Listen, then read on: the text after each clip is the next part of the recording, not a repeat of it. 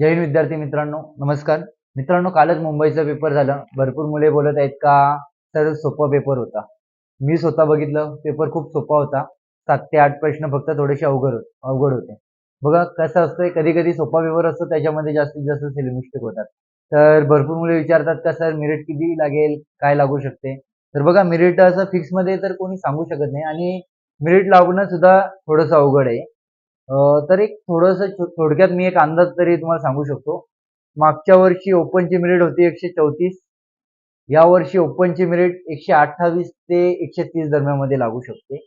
आणि आपण सर्व कास्टच्या मेरिट तर नाही सांगू शकत. ओपन आणि एक माझी स्वतःची ओबीसी कास्ट आहे. एक ओबीसी कास्टचा तुम्हाला अनुमान सांगतोय. ओबीसी 126 ते 127 या दरम्यानमध्ये ओबीसीची मेरिट लागेल. म्हणजे साधारणपणे मागच्या वर्षीची जी मेरिट होती त्या मेरिटपेक्षा 3 ते 4 मार्क्स मायनस ही या वर्षीची मेरिट जाईल.